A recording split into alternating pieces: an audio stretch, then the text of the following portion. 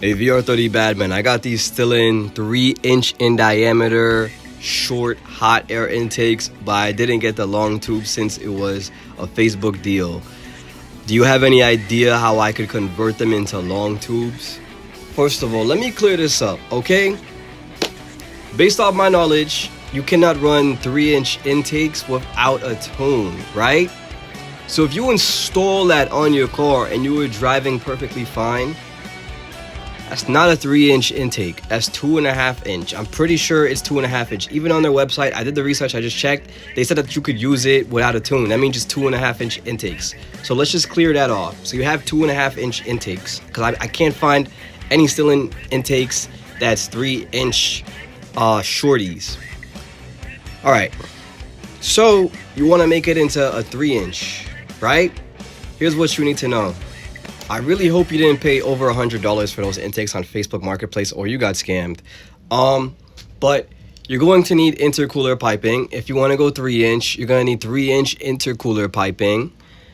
They come in a different set of different pipes, and you can convert them and use the rubber that you see there to attach one pipe to another. You're going to need a 3-inch MAF housing to attach to these intercooler pipes as well.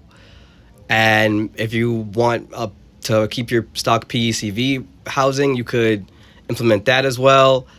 And you could also use those intake cones, the filter off of the intakes you had already.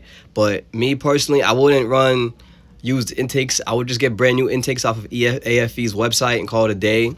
So yeah, you can't really convert those intakes to a 3-inch. There's no point unless you do the whole thing. You might as well do the whole thing. Or if you want to keep it 2.5 inch, just open your filter, measure the diameter of the pipe, all right? Don't even look at this video. Measure the diameter of the pipe. And then get that diameter off of eBay. It's called intercooler piping. Extend it from there with a rubber coupling from right there. Extend it all the way to your grill. You might need to make a hole around your radiator support. You could watch videos on how to do that for a G37. There's tons of videos. And that's pretty much it. Or if you want to extend the ones you already have, just get 2.5 inch intercooler piping and extend it. There's tons of videos. Just go on YouTube and watch DIY long tube intakes G37.